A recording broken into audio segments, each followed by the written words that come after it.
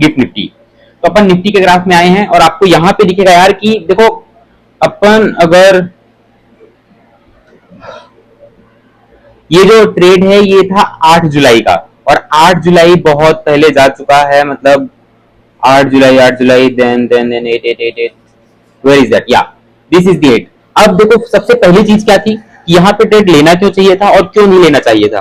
सो देखो यार, ये एक ऐसा ट्रेड है जो बहुत बड़ा प्रॉफिट दे सकता है, और एक ऐसा ट्रेड है जो बहुत उतनी ही जल्दी आपका पैसा ले भी जा सकता है। तो इसकी जो सबसे बेस्ट इंपॉर्टेंट चीज है, ये ट्रेड बता के नहीं आता है, ये मतलब आ जाता है वैसे साहब कि मतलब कभी कभी मूव आता है 400 पॉइंट का, 200 पॉइंट का, 150 पॉइंट का, 500 पॉइंट का, 300 पॉइंट का, 200 पॉइंट का। तो बट ये आता ही रैंडम आता है। रैंडम आता मतलब देखो पोजीशंस पहले से बनती हैं, पोजीशंस पहले से बनने लगती हैं, but the thing is that कि वो अचानक से मूव आता है, 15 मिनट में पूरा का पूरा मूव कर ले जाता है।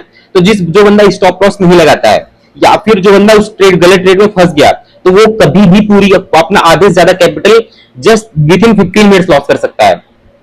आप समझ रहे हो कितनी इंपॉर्टेंट चीज बोल रहा हूं। कोई बंदा विद इन 15 मिनट्स वो 60% प्रॉफिट कमा सकता है, जैसे मैंने कमाया 51-52% मैंने पैसे कमाए सिर्फ 5 या 10 मिनट में। 5 या 10 मिनट, इससे ज्यादा मैक्स नहीं लगा था। मैक्स टू मैक्स मेरे को लगा था 15 मिनट्स, 15 मिनट के अंदर अंदर मैंने इतना पैसा कमा लिया था। और अगर मैं उसी ट्रेड को 5 मिनट बस और होल्ड करता, तो जो मेरा प्रॉफिट था वो पूरा 100% होना था, मतलब मेरा पूरा पैसा डबल होना था। मतलब 26,000 से मैंने कमाए थे 39,000, अप्रोक्सीमेटली इट वाज अराउंड कितने परसेंट हो गया, 26 टू 39, ये हो जाता है अपना ये हो गया अपना या 51 टू 52%, इतना ही हुआ। हाँ मतलब पहले भी मैंने ये कैलकुलेट किया था, तो मतलब इतना ही पैसा मैंने कमाया। अब अगर अपन ग्राफ में है तो अब देखो यहाँ पे ट्रेड लेना क्यों नहीं चाहिए था, क्योंकि पहली चीज यार मेरे भाई, ये जो अपना ग्राफ है ये डाउन ट्रेंड में चल रहा है। और जब डाउन ट्रेंड में चल रहा है और उसमें आप अपर ट्रेंड के लिए आप बड़े लेवल पे एंट्री करोगे तो फिर तो आप तो मतलब मत ही करो। तो देखो यार डाउन ट्रेंड में चल रहा था, बट यहाँ पे क्या था कि मैंने एक मॉर्निंग में ट्रेड किया था अपर साइड का, तो मैंने अपर साइड पे ट्रेड किया था और मैंने उसको यहाँ पे किया। मतलब आप चलो ग्राफ पे देख रहे होगे, मैंने इसको थोड़ा और जूम इन कर देता हूँ। ये नीचे वाले जोन से मैंने यहाँ पे से बाइंग का ट्रेड किया था और मैंने यहाँ तक गया था। अब यहीं तक क्यों गया था मैं, क्योंकि लास्ट टाइम का यहीं पे सपोर्ट रेजिस्टेंस रहा होगा। ये देखो लास्ट टाइम मार्केट यहीं से ऊपर गया था, सपोर्ट रेजिस्टेंस का फॉर्मेशन यहाँ हुआ था और ये बहुत पहले चला रहा था। जो मेरा रियल ग्राफ में यूज करता हूँ वो डिफरेंट है, ये सिर्फ समझाने के लिए बता रहा हूँ। उसमें तो मैंने इतनी सारी लाइनिंग्स बना के रखी हुई है ना कि मतलब आप बोलोगे कि भाई क्या चीज है, इसको हटा ही दो, इसलिए मैंने कुछ इसमें बहुत कम रखा हुआ है। तो ये देखो यहाँ पे से मेरा एक बाइंग का ट्रेड था, तो मैंने उसको किया, उसमें से थोड़ा सा मतलब थोड़ा बहुत पैसा कमाया मैंने। सेकंड ट्रेड मैंने यहाँ पे सोचा था पुट साइड के लेने के लिए, बट मैंने नहीं लिया था। नहीं लिया मतलब कैसा, देखो यार जब खुद से मतलब भरोसा नहीं होना कि जस्ट लाइक मुझे ट्रेड लेना है नहीं लेना है, ये करना वो करना, मैं नहीं लेता हूँ। फिर मतलब मैं छोड़ देता हूँ, जिसमें मेरे को फुल ट्रस्ट होता है मैं वही लेता हूँ। अब मैंने सोचा था कि यहाँ पे से मार्केट यहाँ तक गिरा है, मतलब रेड पॉइंट से अपर इस रेजिस्टेंस से इस सपोर्ट तक आया है, मार्केट गिरा है। और जितना मतलब मार्केट गिरा है तो पूरे बायर्स का जितना था कि बायर्स उस मार्केट को यहाँ से यहाँ तक लेके गए। अब मैं इसको और बड़ा करता हूँ, बायर्स यहाँ से यहाँ तक लेके गए, बट जितना उन्होंने खरीदा उससे ज्यादा बेच दिया गया, मतलब पूरा उनके कॉन्फिडेंस को ही खत्म कर दिया गया। तो यहाँ पे अब बाइंग लेने का कोई मतलब बनता है नहीं। यहाँ पे एक चीज ऐसी होती है कि देखो यार मैंने गौतम सर के मतलब गौतम अपने हैं मतलब इंस्टाग्राम पे है, मैंने उनका एक रील देखा था। उस रील पे मैंने क्या देखा था कि जब मार्केट किसी ट्रेंड में जाता है और वो अपर साइड जाता है और उसको अगर नहीं कर पाता है तो और ज्यादा नीचे गिरता है। यहाँ पे मार्केट ने सपोर्ट लेने की कोशिश करी है। मैंने भी सोचा कि मैं एंट्री करूं बाइंग के लिए, एक 15 मिनट की कैंडल जैसे नॉर्मल बनी हुई है यहाँ पे, बट मैंने एंट्री नहीं करी क्योंकि मेरे को ऊपर से इतनी सारी रेड कैंडल्स दिख रही थी और कई बार मार्केट यहाँ से ऊपर जाता भी है, बट मैं ऐसे ट्रेड्स नहीं करता हूं मैं कभी।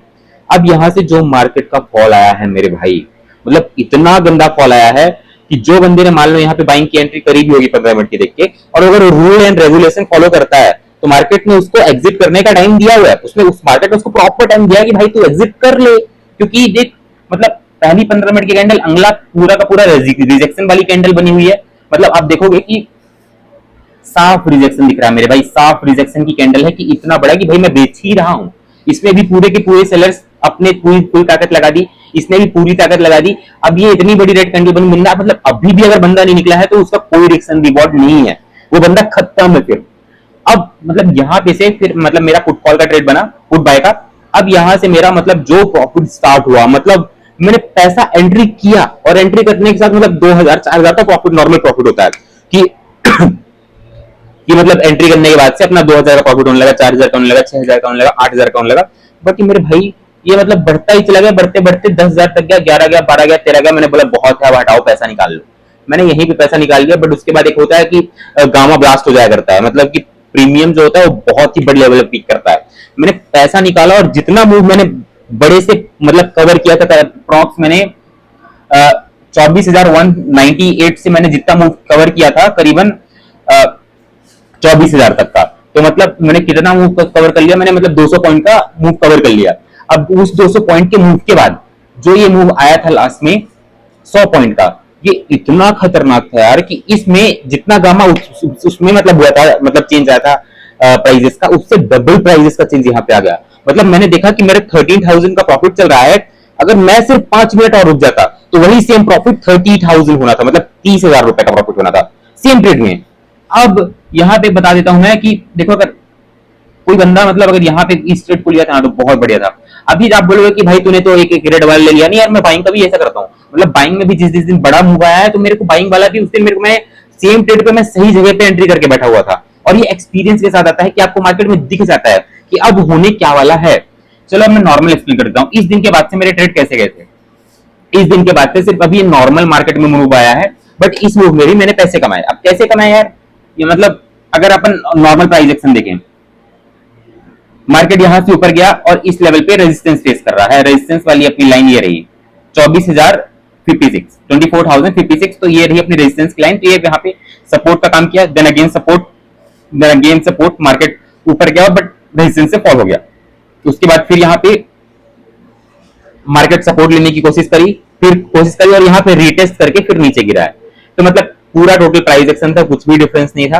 मतलब जो मेरा रियल वाला मतलब चार्ट है उसमें तो मैंने और ज्यादा लाइंस वगैरह बनाई है। मैं बस यही ट्रेड बताना चाहता था कि ये ट्रेड इतना अच्छा बना था। और भाई मैं बता दूं, मतलब इस दिन में ना ऐसा हुआ था कि मतलब ऑप्शन चेन में, स्टॉक्स में, हर जगह ऐसा हो चुका था। मतलब डेटा बन ही चुका था गिरने वाला, तो ये ऑब्वियस ट्रेड था। अब